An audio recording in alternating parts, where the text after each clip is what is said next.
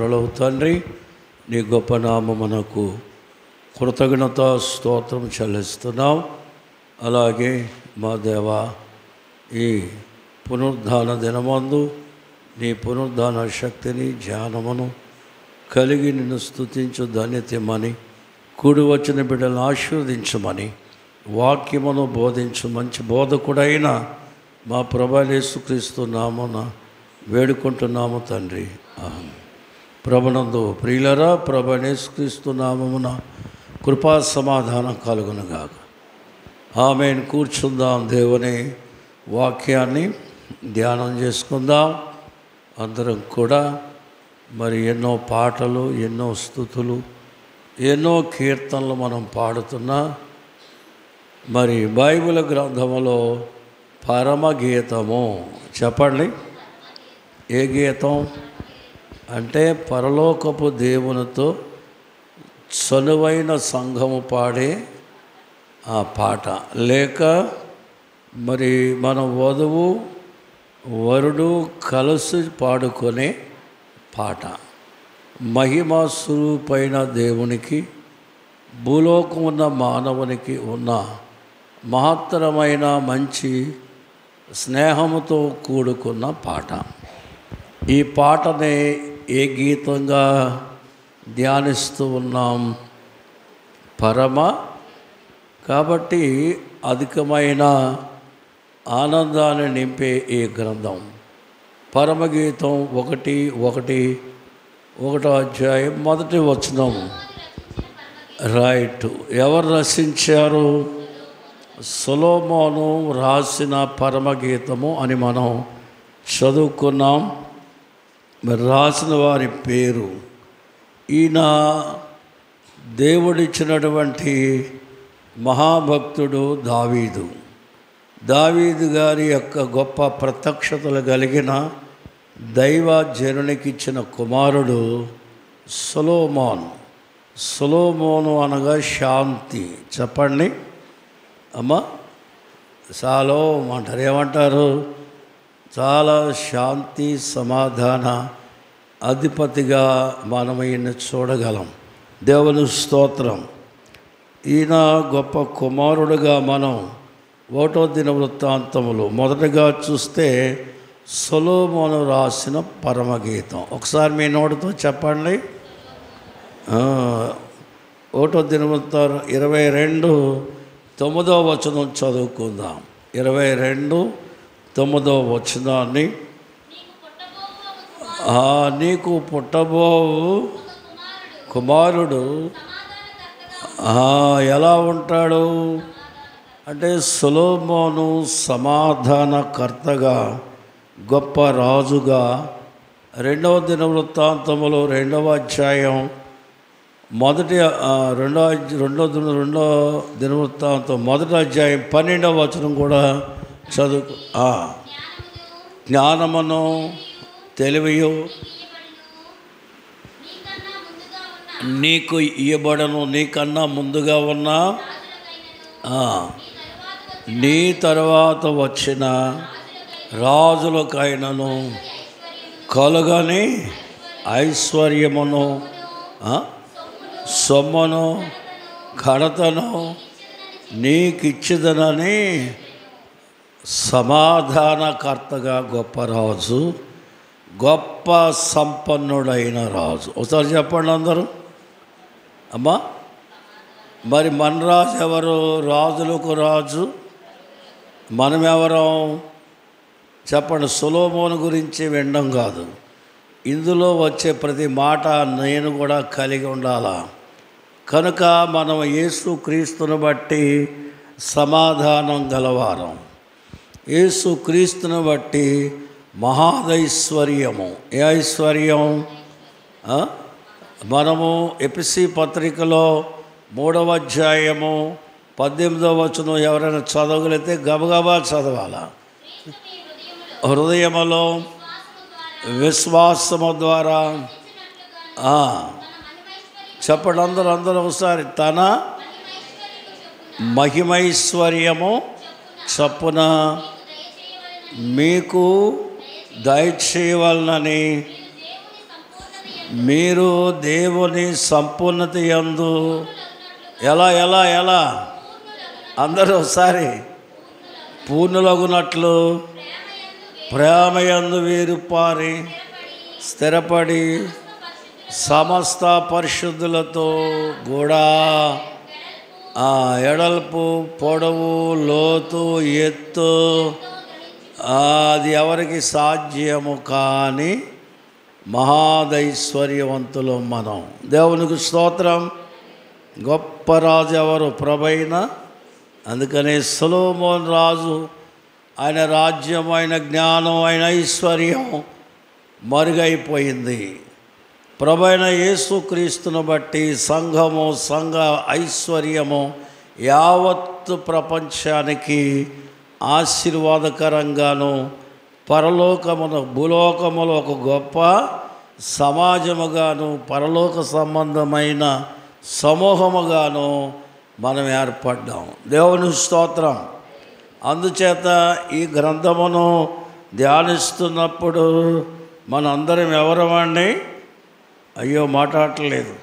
దేవునికి స్తోత్రం. హల్లెలూయా. కాబట్టి ఈ గ్రంథం మనకి ప్రత్యక్ష గుడారానికి ఆవరణము, పరిశుద్ధ స్థలము, అతి. అలాగే సొలొమోను రాసిన ఈ గ్రంథానికి చెప్పండి, ఆవరణము, పరిశుద్ధ స్థలము, అతి పరిశుద్ధ అని మనము చూడండి. మరి ఒకటో లేక సామెతల గ్రంథము 15:33 వచనం ఒకసారి చదువుకుందాం. 33.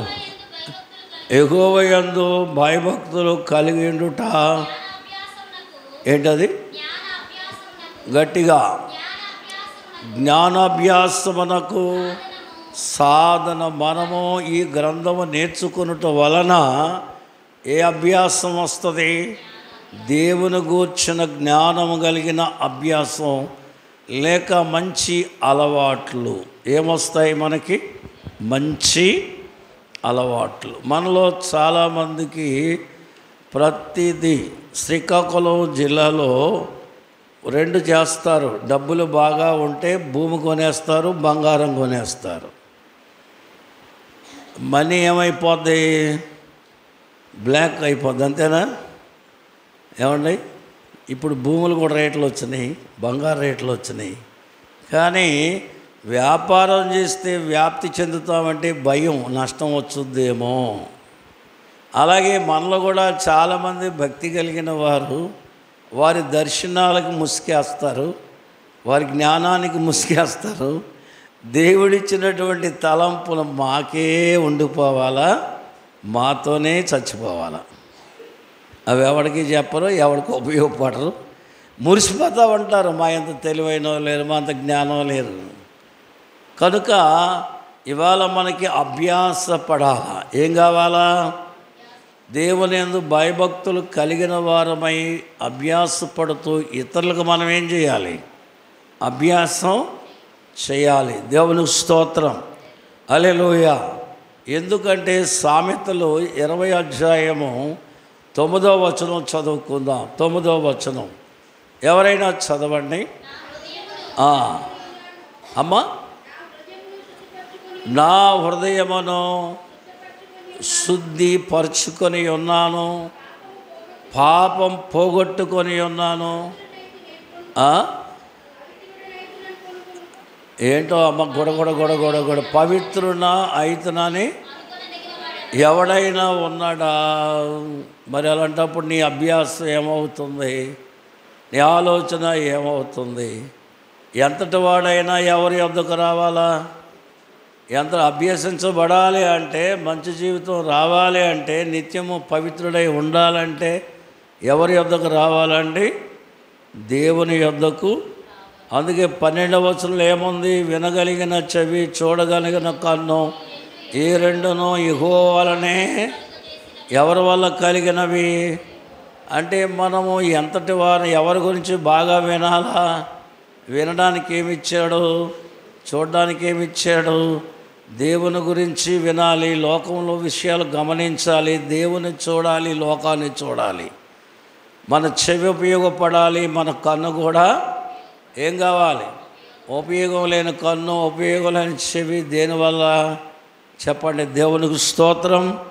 అందుచేత దైవ ఆశీస్సులు, దైవ దీవెనలు, ప్రత్యక్షతలు, దివ్యమైన కృపా వరములతో నిండుకున్న జీవితమే వధువు సంఘం యొక్క జీవితం. అందువల్ల సొలొమోను రాసెను.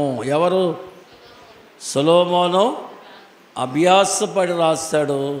సంఘము అభ్యాసము చేసి భక్తులుగా మనం మారాల. మనం రాయలేదు కానీ రాసిన దాన్ని ధ్యానించి ఏం కావాలా చెప్పండి అమ్మా, ఏం కావాలా? అయ్యో 15:24 చదవండి. 15:24 15వ అధ్యాయము. ఆ కిందనున్న పాత తప్పించుకొనుటకు బుద్ధివంతులు, మారు మనసు పొందినవాడు రక్షణ కోరుకుంటాడు. మారు మనసు పొందినవాడు దేవుని యొద్దకు వెళ్ళడానికి కోరుకుంటాడు. అవునా కాదా? దేవునికి మహిమ కలుగును గాక. అందుచేత చూడండి, ప్రసంగి గ్రంథము 12వ అధ్యాయం 13-14 వచనాలు ఒకసారి మనం గమనిద్దాం. ఇదంతయు ఏంటంట? రైట్. మనం ఈ లోకంలో తెలిసినవన్నీ మంచివా కాదా? మనందరం భక్తులు ఉండడం మంచిదా కాదా?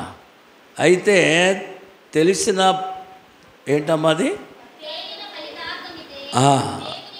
భయభక్తులు ఉండి ఆయన కట్టడలను అనుసరించి, ఎవరి కట్టడలో?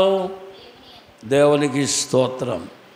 అందుచేత మరి ఆయన కట్టడలంటే చూడకూడదు, వినకూడదు, చేయకూడదు, దూరంగా ఉంచాల.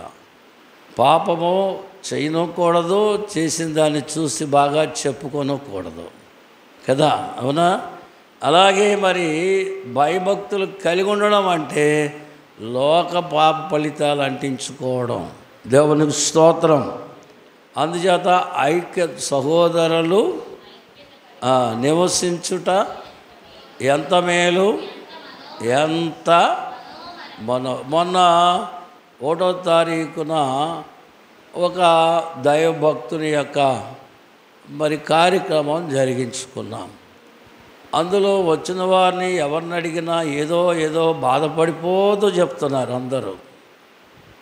చాలా ఇలా జరిగిపోయింది, అలా జరగకూడదు, ఇలా జరగకూడదు, మనం ఊరుకోకూడదని. చివరిలో నన్ను చెప్పమన్నా నేనేం చెప్తానండి? అంత విద్యావంతులు, తెలివైన వారు, గ్రంథాల లోకాన్ని తాళగిందలు చేసిన తెలివైన వాళ్ళ ముందు నేనేం చెప్తానండి? అయితే నాకు తెలిసిన విషయం ఏంటంటే, అపోస్తులందరూ హతసాక్షులయ్యారు. హతసాక్షులు అవుతున్నప్పుడు యేసుక్రీస్తు ప్రభు మరి మనం చూస్తే స్తెఫను రాళ్లతో కొడుతున్నారు లేదా? 6వ అధ్యాయం 10వ వచనంలో ఆయన అగపరిచిన జ్ఞానం గురించి రాయబడింది. అపోస్తులు 6:15లో ఆయన మాట్లాడుతున్న ముఖం ఎలా ఉంది? దేవదూత వలె ఉంది. మొన్న చచ్చిపోయిన ఆయన ముఖం కూడా ఎలా ఉందండి? పోలికి సరిపోయిందా లేదు? నేనేమైనా పేరుస్తున్నానా? కఠినత్వం కానీ, కపటం కానీ, కోపం కానీ, చిరాకు కానీ, పరాగ్ కానీ, గిరాక్ కానీ ఏమీ లేవు. వాక్యం ఎరిగిన వాళ్ళకి ఇవేమి ఉండవు. దేవుని స్తోత్రం. అందరూ 7వ అధ్యాయం 53 నుంచి 50 రాళ్లతో స్తెఫను కొడుతున్నారు. ఆ రోజున పౌలు గారు బందోబస్తుకి వెళ్ళాడు. ఎవరిని? ప్రజల్ని క్రమపరచడానికి. మరి ప్రజల్లో ఆలజడ రాకుండా, మతపరమైన విలువ ఇలాంటి గలాట జరగకుండా బందోబస్తుకి వెళ్ళి అక్కడున్న వారి వస్త్రాలకి, వారికి భద్రతనిచ్చాడు. అయితే స్తెఫను రాళ్లతో కొడుతున్నప్పుడు యేసు ప్రభు అక్కడ ఉన్నాడా లేడా?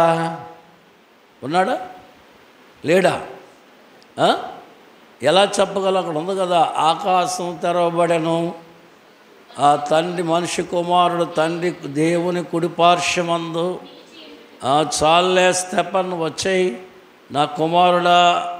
ఇంగ్లీష్లో ఏం చెప్తారు? వెల్కమా ఎప్పుడు రెడీగా ఉంది పరలోకం రా అని. ఎక్కడ నిలబడ్డాడు ఆయన? అందుకనే కొట్టేవాళ్ళు, తిట్టేవాళ్ళు, బాధపరిచేవాళ్ళు చూశాడు ఆయన. ఆయన ఏమంటున్నాడు చూడండి, ఆ అద్భుతం చూస్తున్నానని, నాయనా ఎవరి మీద ఈ పాపము మోపకము. దేవునికి స్తోత్రం. అందుచేత ప్రభునందు ప్రియులారా, ఒక మహోన్నతుడు అయిన సంపూర్ణుడైన యేసుక్రీస్తును చూసినా, ఆయన స్వరాన్ని విన్నా, ఆయనతో నడిచినా మరణానికి జయం లేదు. దేనికి జయం లేదు? హతసాక్షి అవుతానని విచారం ఉండదు. దేవునికి స్తోత్రం.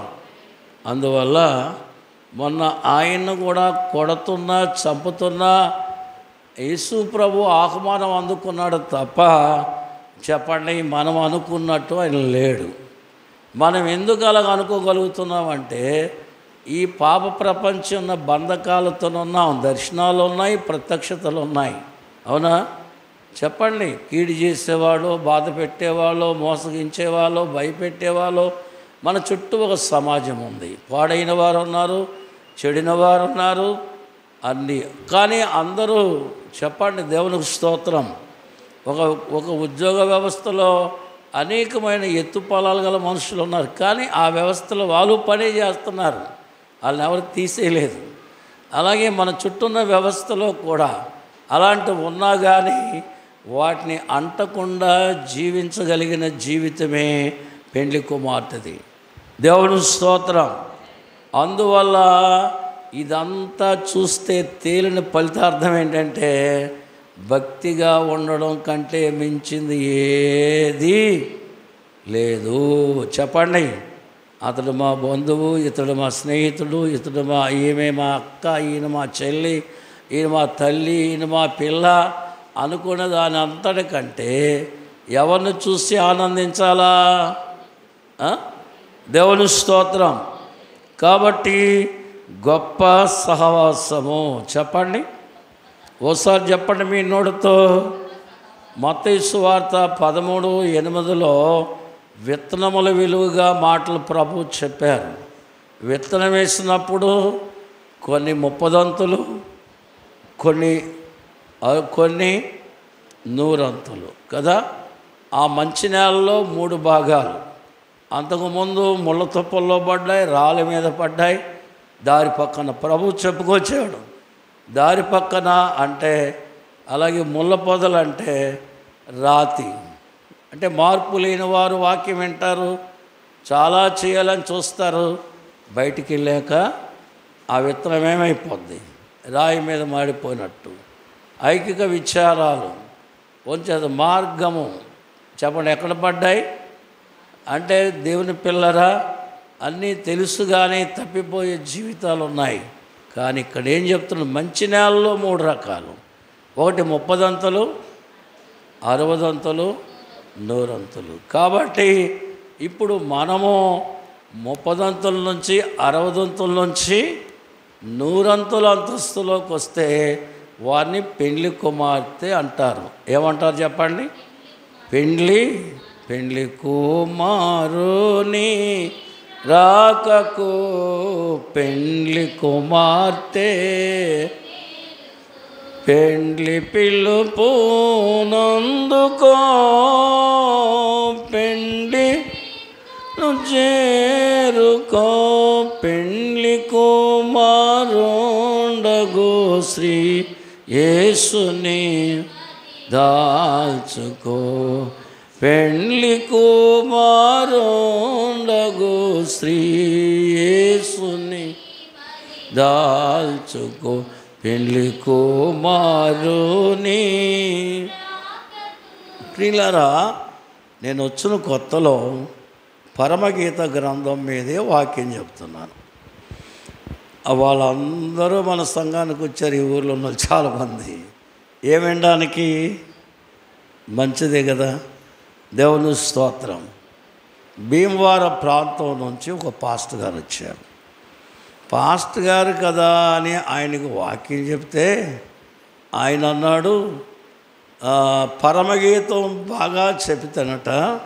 చెప్పండి, పరమగీతం బాగా చెప్పిన వారు ఏం చేస్తారట? పరమ భ్రష్టు పనులన్నీ చేస్తారు. ప్రకటన గ్రంథం చెప్పిన వాళ్ళు కఠినులు అయిపోతారు అని బైబిల్ మిషన్ తిట్టలేక నన్ను పట్టుకొని ఒక దులిపాడు ఆయన. ఏం చేయాలా? దేవుని స్తోత్రం. నేను కొత్తగా సంఘం స్థాపన చేశాను. ఇప్పుడు మీలాగా ఉండంటే కొంచెం స్వరం రేజ్ చేసేవాడు, కానీ ఏమనలా. మళ్ళీ వారం వచ్చాడు ఆయన, కేసు అది అబ్బాయిది. మూడోసారి వచ్చాడు. మూడోసారి వాక్యం ఇచ్చాను, చెప్పబ్బాయి అన్నాను. చెప్పమంటే ఇదే మాట మళ్ళీ ఎత్తుకొని చెప్పుకొచ్చాడు. నేను అప్పుడు చెప్పాను, చూడండి, మమ్మల్ని చూడగానే లేక మా సంఘాన్ని చూడగానే మీకు మంచి విషయాలు బయటకు వస్తున్నాయి. దేవుని స్తోత్రం. అంటే ఆయన 4వ వారం కూడా వచ్చినప్పుడు మళ్ళీ ఇదే విషయం చెప్తూ వాళ్ళ ఊరు వెళ్ళిన తర్వాత ఆ ఊరిలో చెప్పారంట, శ్రీకాకుళంలో ఒక పాస్ గారు కొత్తగా వెళ్ళాడు, ఆయన ఇలా ఉంటాడు. అదేంటి? అది నేను ఆయన సంఘంలోనికి వెళ్ళాను. అయితే ఈసారి వెళ్ళి ఆయన్ని నా గురించి దేవుడు ఏం బయలుపరిచాడో కనుక్కోమన్నారంట. ఏం బయలుపరిచాడో? సరే, ఎందుకో పాపం ఈసారి భయంగానే వచ్చాడు. వాక్యం చెప్తున్నాను. తర్వాత ఆ రోజు ఏం చెప్పాడంటే, పరమగీతం చెప్పిన వారు పరమ పవిత్రులై ఉంటారని చెప్పాడు. 5వ వారం వస్తాడికి ఏమైంది? మీలో కూడా చాలామంది రకరకాలుగా జాగ్రత్త. దేవుని వాక్యము చాలా మనకి మంచి అభ్యాసం చెయ్యాలా. నన్ను అడిగాడు, మీకేం బయలుపడింది అని. ఏమి లేదండి, నాకేం తెలుసు, మీరే నాకు తెలుసు, కానీ మీరు ఒక భయంకరమైన కేసు మీద ఈ ఊరు వస్తున్నారా అని అడిగాను నేను. ఎవ్వరికి తెలియదు అది, ఆయనకే తెలుసు, ఈ పక్కోడికి ఎదటోడికి ఎవడో తెలియదు. ఎందుకంటే వాళ్ళ అబ్బాయి ఒక అమ్మాయిని చంపేశాడు, ఆ కేసు కోసం ఈ ఊరు వస్తున్నాడు ఆయన. ఇక్కడ ఉన్న వాళ్ళకి ఎవరికి తెలియదు ఆయన పరిస్థితి. ఎవరు? నేను అడిగాను అన్నమాట. అడిగేటప్పటికి సాయంత్రం వచ్చి కాళ్ళ మీద పడి, మీకు ఎలా తెలుసు అన్నాడు. నేను ఊరికే అడిగానండి, నేనేమి జాతకం జ్యోతిష్కుడిని కాదు, నిన్ను అడిగాను మామూలుగానే. అవునండి అన్నాడు. దేవునికి స్తోత్రం. వాక్యము అనేక సార్లు మనం నిందించుకున్నా, తక్కువ చేసుకున్నా, నీకు తెలియనటువంటి సంగతుల నుంచి బయటకు తీసుకొచ్చేది వాక్యం.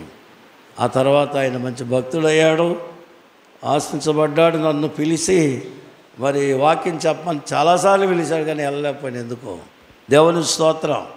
కనుక పరమగీతం మీరు ధ్యానించినప్పుడు మీకు తెలిసినవన్నీ ఇందులో పెట్టకండి, ఇందులో ఉన్నవన్నీ మీలో పెట్టుకోండి. మీకు తెలిసిన ఇందులో పెట్టి మీ తెలివిని పాడు చేసుకోకండి. ఇందులో ఉన్న మీ మనసులో పెట్టుకుంటే మీ తెలివి, నా తెలివి పనిచేస్తుంది. దేవుని స్తోత్రం. అందుకనే సామెతలు 1:7 ఏముందో చూడండి. యెహోవాయందు భయభక్తులు కలిగి ఉండుట జ్ఞానమునకు తెలివికి మూలం. చెప్పండి, ఎవరి వందు? అందుకనే సొలొమోనే ఎందుకు రాయాలి పాడంటే, ఆయన భయభక్తులు నిలిపినందున ఆయన తెలివి అన్ని తరాల వారికి దేవుని అంతరంగమును మన చేతిలో పెట్టినట్లుగా రాయగలిగాడు. మన ప్రార్థనలు, మన బోధలు, మన తర్వాత రాబోతున్న తరాలకు మనం ఉపయోగపడే రీతిగా ఉండాలి. దైవజనుడైన దేవదాసయ్య గారు ఆనాడు రాజు చూపిన మాటలు ఈరోజు మనకేమైనాయి చెప్పండి? ఆశీర్వాదకరంగాను రాబోతున్న తరాలకి ఎంతమంది చదివినా విమర్శించిన వారు చల్లారిపోయారు, కానీ దైవజనుని బోధలు చల్లారలేదు. దేవుని స్తోత్రం. కనుక రెండవదిగా చూస్తే 1-2 మాటలు చెప్పి నేను ముగిస్తాను. దేవునికి మహిమ కలుగును గాక. ఆమేన్. ఇది ఎవరి కోసం అంటే వధువు సంఘము కొరకు రాయబడింది. ఈ గ్రంథం ఎవరి కోసం? దేవదాసయ్య గారు అన్నారు, పాత నిబంధనలో పెండ్లి కుమార్తె ఉంది, క్రొత్త నిబంధనలో కూడా పెండ్లి కుమార్తె ఉంది. వారితోనూ మనకు జట్టవ్వాలంటే పరలోక పరిశుద్ధుల వరుస రావాలా. ఇప్పుడున్న వారితో జట్టవ్వాలంటే యేసుక్రీస్తులో కడగబడిన సంఘం యొక్క మహిమ అమరాల. కాబట్టి మనము ఎప్పటికీ ఏమై ఉన్నాము? ఒకరికొకరము ఏకమై భక్తులందరూ కూడా. కాబట్టి దేవుని అంతస్తుని మనం చూస్తున్నాం. చూడండి, దైవవాక్యములో మనం చూస్తే 25వ కీర్తన 14వ వచనములో యెహోవా యందు భయభక్తులు గల వారికి ఆయన మర్మము, ఎవరి మర్మం? ఈ గ్రంథములో ఉన్న సారాంశము, ఆయనందు భయభక్తులు కలిగి ఉంటే అన్ని సంగతులు బయలుపడతాయి. దేవదాసయ్య గారికి ఇన్ని వరాలు పరమగీతము చెప్పుట వలన ఎక్కడి నుంచో ఎవరో ఒకరు వస్తే వారి సంగతులు ఏమాత్రం తడబడకుండా ప్రభు అయ్యగారు చెప్పేవారు. మరి మనం చూస్తే ఎక్కడ ఎవరు అడిగినా, మరి లూథరన్ మిషన్కి ప్రెసిడెంట్గా పనిచేసినటువంటి ఇక్కడ శ్రీకాకుళం కృపావరం గారు, ఆయన స్నేహితుడు దేవదాసయ్య గారి చిన్న వయసులో వారు 10th ఇంటర్మీడియట్ చదివి సెలవుల్లో దేవుడిని చూసే మనిషి అని చెప్తుంటే చూసొద్దామని లేరంట. బేతెల్ హౌస్లో ఆయన ఉన్నప్పుడు వెళితే అయ్యగారిని ఇలా మేము పలానా దూరంలో వచ్చామండి మీతో ప్రార్థన చేయించుకోవడానికని. అప్పుడు అయ్యగారు పని మనిషి లోన పిలిచిన తర్వాత అయ్యగారు అడిగారంట, మీకేం కావాలి, మీకు ఏం కావాలని వచ్చారు అని అడిగారంట. అడిగితే వాళ్ళు ఏం చెప్పాలో పెద్ద ఆయన వెంటనే పరిశుద్ధాత్మ కావాలన్నారంట. ఏమన్నారు చెప్పండి? అయ్యగారు అలా చూస్తానే వాళ్ళ ముఖాలు చూస్తా, ప్రభా వీళ్ళకి పరిశుద్ధాత్మనియ్యు అన్నారంట. వాళ్ళు వెంటనే ఏమైపోయారు? ఆత్మ పూర్ణలై బిగిసిపోయారు. ఆత్మ కదిలింపు వచ్చేసింది. అలా చూస్తూనే ఉన్నారన్న. అయిపోయిన తర్వాత వాళ్ళ ఉద్దేశం ఏంటంటే ఆయన కళ్ళు మూసుకోలేదు. అయ్యా వీళ్ళ మీద ఆత్మ కుమ్మరించు, ఆత్మ కుమ్మరించు, ఆత్మ జీవనదిని నా హృదయములో డప్పులు వాయించాలి. జీవనదిని నా హృదయములో టచ్. అయ్యగారు ఏమన్నా పరమగీతము పావనత్వాన్ని బోధించాడు కనుక పావనుడైన రక్షకుని యొక్క అంతరంగం ఎరిగిన వాడు ఆయన. ఎవరు అంతరంగం? ప్రభువా ఆ పిల్లలు ఏదో కోరుతున్న ఇచ్చేయమంటే అలా ఇచ్చేసాడు ఆయన, అంతే. మనం కూడా అలాంటి వరభక్తులు కావాలనేది నా తపన. మాటకారులు మనం, తెలివిగలవారమనం, దేవుని మహిమను దాచిపెట్టే వారంగా ఉండకూడదు, ఉపయోగకరమైన వారమై ఉండాల. దేవుని స్తోత్రం. ఆయన ఎక్కడో చెప్పలేదు, మన చర్చలోనికి వచ్చి గిడియన్స్ తరపున దీని తరపున వచ్చాడు. ఆయన వచ్చినప్పుడు ఆ సంగతి చెప్పాడు. చిన్నప్పుడు సంగతి అయ్యగారి యొక్క పని గురించి చెప్పాడు. అప్పుడు పాతలు ఎవరైనా ఉంటే వాళ్ళకి అర్థం అవుతుంది. దేవుని స్తోత్రం. హల్లెలూయా. కాబట్టి ఎవరి మర్మం తెలుస్తుంది? ఏమ్మా చెప్పండి? దేవుని మర్మము, దేవుని అంతరంగ విషయాలు గ్రహించాల. మూడోది, ఈ గ్రంథమందు ఏముంది అంటే ప్రభు యొక్క సంఘం ఉంది. ఏముంది చెప్పండి? ఒకసారి చెప్పండి మీ నోటితో. ప్రభు యొక్క సంఘమునకు ప్రభు ఉన్నాడు. మళ్ళీ చెప్పండి. ముందేముందని చెప్పుకున్నాం? ప్రభు యొక్క, మీరెవరు? మనం ఎవరు? సంఘం అంటే ఎక్కడో, నువ్వు ఇప్పుడు ఇక్కడ నువ్వెవరో? నేనే ప్రభు యొక్క సంఘానికి ఎవరున్నారు? ప్రభు ఉన్నాడు. చూసారా? అందుకు ఈ గ్రంథము వ్రాయబడింది. ఎందుకంటే నీవు ప్రభు యొక్క సంఘమై ఉన్నావు. నీకు సంఘమనే నీకు ప్రభు ఉన్నాడు. నాకేమీ కొదవా దూడుండ ఈ కానాకేమీ నాథుడుండ శ్రీకరుండగు దేవుడే నా శ్రేష్ఠ పాలకుడు నా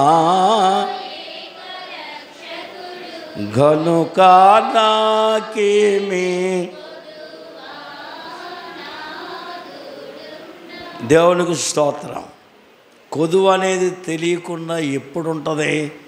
పరమ పావనును సంగముగా నీవుంటే, పరమ పావనుడే నీతో ఉంటే ఇంకా నీకు కొదువు ఎలా ఉంటుంది?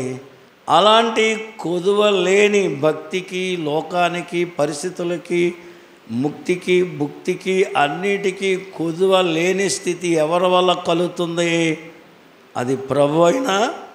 అందుకని సంఘము భూలోకములో కొదువ లేనిది. చెప్పండి, కొదువ.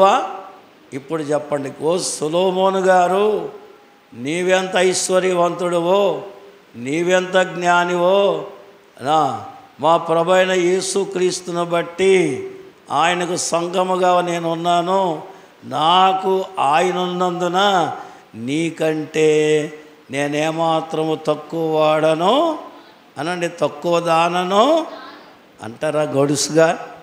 అలాగంటే ఈ రాత్రి సొలొమోను గారు మీ దగ్గరికి వచ్చి ఇలా మాట్లాడారు. అలాగైతే అప్పుడు ఆయన మీకు ప్రశ్నలు వేస్తాడు. ఎవరు?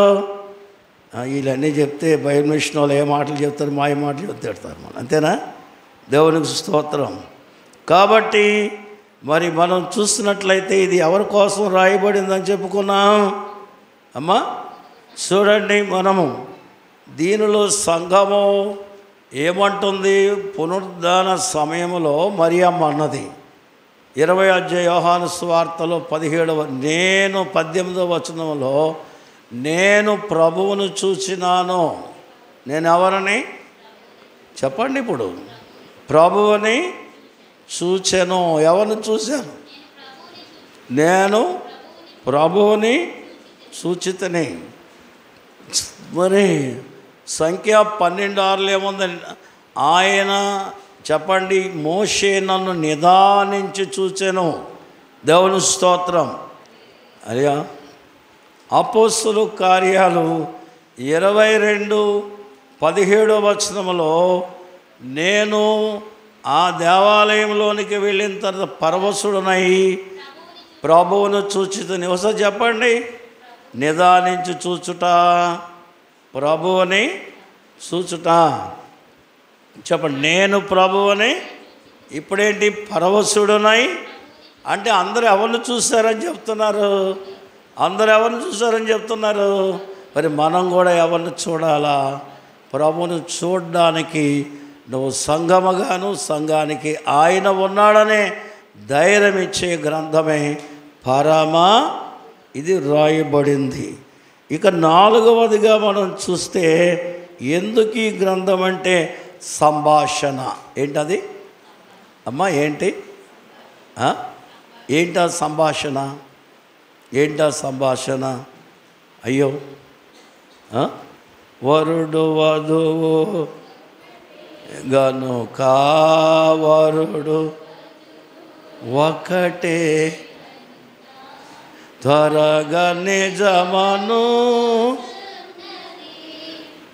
అగలో ఇద్దరు దంపతులుగా. అలాగే ఉండు. ఇట్రా, త్వరగలో ఇద్దరు దంపతులుగా భరగుచుండ్రను. ఈ పెళ్లి కుమార్తె సంఘం కదా.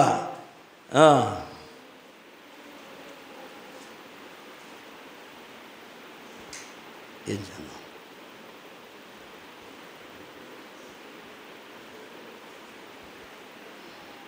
రెడీగా ఉన్నావా? మీరు రెడీగా ఉన్నారా? సంఘం అంటుంది, మీరు రెడీగా ఉన్నారా? నేను రెడీగా ఉన్నారా? సరదా చెప్పండి, ఏ సంభాషణ? ఎప్పుడు కూడా చెప్పండి, ఎప్పుడు వస్తావయ్యా ఏసయ్యా ఎప్పుడు, ఇలా కాదు పాడేది. అయ్యగారు ఏమన్నారు? వరుడు వధువు గనుక. మనసులు కలిసిపోయినాయి, మాటలు కలిసిపోయినాయి, తలము కలిసిపోయినాయి, ఒకరినొకరు చూడలేక ఉండలేక దేవదాస్ అయ్యగారితో చెప్పాడు, నువ్వు అలా కాదు, నేను చూసి చూడలేక ఉండలేకపోతున్నాను, సన్నిధి ఏర్పాటు చేయి, నేనే వచ్చి కూర్చుంటా, నేను నీతో ముచ్చటిస్తాను. ఇప్పుడు కలిసి ఏం చేస్తున్నారు రోజు చెప్పాలా? చేయడి మీయు ప్రభువు సభకు, దైవ సన్నిధిలో జరుగుతున్న ఈ సంభాషణకి అయ్యగారు జవాబేంటి? ఆయత్తం వచ్చినప్పుడు నాకు చెప్పకుండా ఆయన ఎందుకు ఉంటాడు? అబ్రాహాం చెప్పకుండా ఉన్నాడా? నాకు చెప్పకుండా ఉంటాడా? మీకు చెప్పకుండా ఉంటాడా? ఏ మాత్రం భయం లేదని లోకానికి ధైర్యం ఇచ్చే సంభాషణ అంటే భార్య భర్తలు, వరుడు వధువు, ప్రియుడు ప్రియురాలు, సంభాషణ గ్రంథము. ఒకసారి చెప్పండి మీ నోటితో. అమ్మా ఏ గ్రంథం ఇది? ఏ గ్రంథం ఇది? ఒకసారి అందరం ప్రభువు నీ ముందు నిలబడితే ఎలా ఉంటుంది? ప్రభువు నీ దగ్గరికే వస్తే ఎలా ఉంటుంది? అందుకని పరలోకంలో గాజు సముద్రం, బైబిల్ మిషన్లో దైవ సన్నిధి. వారి ప్రోగ్రాం అక్కడ చూస్తే మన ప్రోగ్రాం ఎక్కడ ఉంటుంది? దైవ సన్నిధి. దేవుడు స్తోత్రం. సన్నిధి శుద్ధి, సన్నిధి వృద్ధి, సన్నిధి బలం, సన్నిధి వ్యాప్తి. అయ్యగారు ఎన్నో అంశాలు, సన్నిధి సంపద, సన్నిధి గంట, సన్నిధి అనుభవం, సన్నిధి ఎన్నో పుస్తకాలు రాశారు. మీరు చదవరవి, ఎందుకంటే ఉపయోగకరమైనవి కాదు. ఇప్పుడు మనం ఏం చేస్తున్నాం ఈ మధ్య? సేంద్రియ ఏంటది? సేంద్రియ ఏంటండి అది? సేంద్రియ వ్యవసాయాలు, భోజనాలు కూడా అయ్యే విత్తనాలు కొంటున్నాం కదా. ఎందుకని చెప్పండి? హైబ్రిడ్ అంతా తిని తిని కాలు పీకి తలనొప్పి, ఎన్ను నొప్పి, కాలు నొప్పి, ఎముక నొప్పులు, కీళ్ళ నొప్పులు, కండరాలు వాపులు, గుండె బలహీనత, చెప్పండి పేగులు వాపులు, గ్యాస్ట్రిక్, ఇవి అవి అనకుండా అన్నీ వచ్చినాయి. కాబట్టి ఇప్పుడు ఏం తింటే బాగుంటుందంట? అప్పుడు అనేవాళ్ళు శ్రీకాకుళం జిల్లా అంటే అంబల జిల్లారా అనేవాళ్ళు. శ్రీకాకుళం వాళ్ళు ఇప్పుడు సోలు అవి పండినట్టుంటే అవే వేసుకొని తినేవాళ్ళు. ఇప్పుడు శ్రీకాకుళంలో ఎవడైనా సోలు పండిస్తున్నాడా? తింటున్నారా? కానీ ప్రపంచం అంతా ఏం తింటుంది? శ్రీకాకుళం వాళ్ళు పేరు పెట్టిన అంబలే మనం తింటలేదు. ఇప్పుడు అందరూ ఏం తింటున్నారు? ఇప్పుడు ఏం కావాలి అందరికీ? ప్రియులరా, కార్పొరేట్ బోధలైపోయినాయి. విస్తారమైన మాటలు, విస్తారమైన ప్రార్థనలు, విస్తారమైన సదుపాయాలు, బస్సులు, వాహనాలు, విమానాలు, అవసరమైతే అన్నీ సృష్టించి ప్రజల్ని తీసుకెళ్తాం చేస్తాం అన్నారు. కానీ శ్రమ వస్తే ఎలా నిలబడతావో చెప్పేవాళ్ళు ఉన్నారా? చెప్పే మిషన్ ఏది? గట్టిగా చెప్పాలా? సేంద్రియ వ్యవసాయ పదార్థాలు ఎంత అవసరమో దైవజనుడు బోధలు ఈ కడవర దినాలలో కార్పొరేట్ సంస్థల వంటి బోధకులకు, సంఘములకు అవసరమని మీకు తెలియజేస్తున్నాం. అందువల్ల మన పంట తక్కువ ఉంటుంది, బలం ఎక్కువ ఉంటుంది. దేవుని స్తోత్రం, హల్లెలూయా. అందుకనే అందరూ గొప్పగా పెరిగి మేఘమెక్కాలి. దేవుడు దీవించును గాక. మిగతా విషయాలు వచ్చే వారం ధ్యానం చేద్దాం, ప్రార్థించుకుందాం. ఒక్క నిమిషము ఈ గ్రంథము వ్రాయబడిన సంగతులు ధ్యానించాం. ఆయన మన కొరకు ఆయన ఎందుకు రాస్తున్నారో మనం ధ్యానించినాం. దేవా, నీ ప్రేమను కనపరుస్తున్నావు, నీ మహిమను ఈ గ్రంథము ద్వారా తెలియచేస్తూ ఉన్నావు. తండ్రి, వధువుగా నేను, వరుడుగా నీవు, సంఘముగా నేను, ప్రభువుగా నీవు, నీవు నేను మీరు, భార్య భర్తలు, అలాగే కుటుంబ జీవితం, ఆత్మీయ జీవితం, లోకానికి మించిన ప్రేమను కనపరిచి సంగతులు బయలుపరిచి గ్రంథం మాకు ఇచ్చావు. అందరం ఒక్క నిమిషం పరమ మహిమను మాకు బయలుపరచుమని దయానిధివైన తండ్రి బిడ్డలను దీవించమని యేసు నామమున అడుగుచున్నాము తండ్రి. కూర్చుందాం.